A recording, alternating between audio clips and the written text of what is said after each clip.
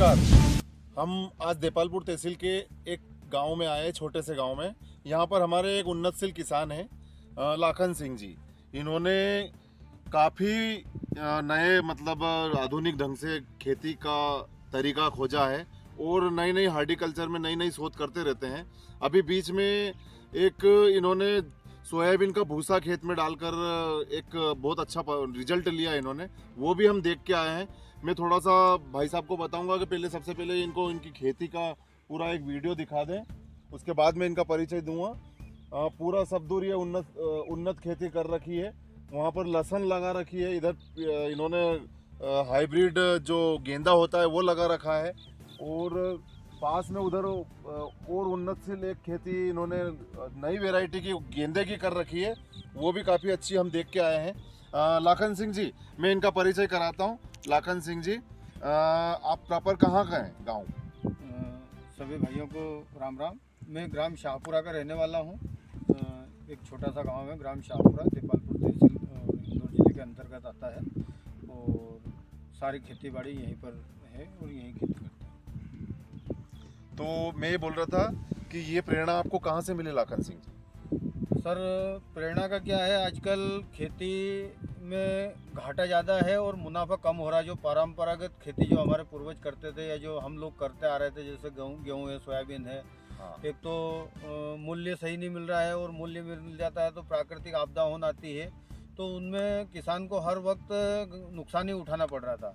तो उसके एवज में हमने सोचा कि यार जहाँ जो मंडी में जो लोग फूल खरीदने के लिए जाते हैं वो 150 रुपये और 100 रुपये किलो बिकते हैं, तो ये कहीं ना कहीं होता तो खेत से ही है, ज़मीन से ही पैदा होता है और किसान ही कर रहा है। तो फिर हमने इसका प्रयोग करना शुरू किया। कितने सालों से कर रहे हैं? करीब 4 साल हुए साहब अभी। तो इसमें अपने को क्या मुनाफा होता है और बहुत- क्या नुकसान होता है? क्या क्या सावधानियां किसान भाइयों देख रहे हैं? सावधानी के तौर पर फूल में केवल एक ही रहती है कि इसको कीट पतंग से हमेशा ध्यान में रखना पड़ता है और बाकी प्राकृतिक आपदा में जैसे इस बार बारिश हो रही थी तो हमारे क्षेत्र में बहुत सारा फूल खराब हो गया।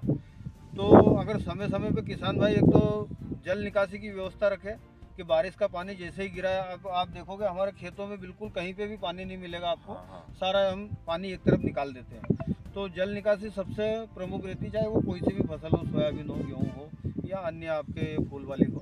दूसरी जितनी भी हम खेती करते हैं जैसे सोयाबीन, मक्का, तो उनसे कितना ज़्यादा अधिक मुनाफा मिलता है इसमें? मुनाफा तो इसमें काफ़ी हद तक रहता है साहब। इसमें अगर हम 1 एकड़ में फूल की बात करें और अगर सही इस बार जो रेट आ रहा है वो रेट की बात करें तो 1 एकड़ का 2.5 से 3 लाख रुपए की फसल आराम से हो जाती है। उसमें आप खर्च भी काट दोगे 1-1.5 लाख रुपए, तो भी 1.5 लाख रुपए 1 एकड़ में आप अन्य दूसरी किसी फसल से शुद्ध मुनाफा नहीं कमा सकते हो।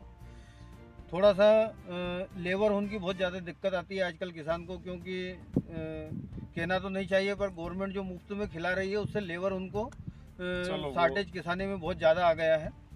तो कहीं ना कहीं लेबर की वजह से थोड़ा कम करना पड़ रहा है ये हार्टिकल्चर की खेती या अन्यत्र जो भी अपन आधुनिक खेती अपना रहे हैं उसको।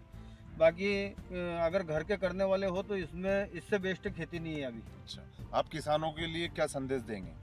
मैं किसानों को यही कहना चाहता हूँ कि कम से कम हर किसान को नवीनतम प्रक्रिया में, चाहे अश्वगंधा हुआ, आकर करा हुआ, अपना गेंदा हुआ या अपने कुसुम हुई, ये जो परंपरागत खेती है अपने गेहूं और सोयाबीन, इससे हटकर करना पड़ेगी। क्यों करना पड़ेगी कि आज के समय में गेहूं और सोयाबीन का रेट नहीं मिल रहा है, किसान काफ़ी नुकसान में जा रहा है। तो अपन थोड़ी थोड़ी चीज़ें दूसरी करेंगे तो ज़्यादा बेस्ट रहेगा। अभी जैसे में हम आ रहे थे उधर वो स्वीट कॉर्न का एक लोगो लगा हुआ था, तो आप क्या स्वीट कॉर्न मक्का लगाते हैं क्या? हमारे क्षेत्र में भी कभी साहब मक्का और इसके अरहर के मामले में पूरा प्रसिद्ध था, जैसे आज गेंदे के मामले में हमारा पूरा क्षेत्र प्रसिद्ध है ऐसे। पर यहाँ पर जंगली जो घोड़ा रोज, जंगली जानवर जिसको बोलते हैं, घोड़ा रोज, बहुत सारे लोग नीलगाय भी बोलते हैं, उसकी इतनी विकट समस्या हो गई है कि आज ये हम गेंदा भी लगाना हमें धीरे धीरे बंद करना पड़ सकता है। क्योंकि जब भी आता है उनका 40-50 जानवरों को एक झुंड आता है और वो पूरा एक तरफ से चौपट करके निकल जाता है। वो खाते कुछ नहीं पर जहाँ से निकलते हैं वो पूरा तबाही मचा देते हैं।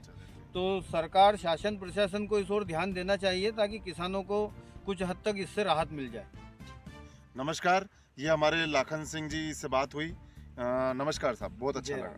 सभी किसान भाइयों को राम राम।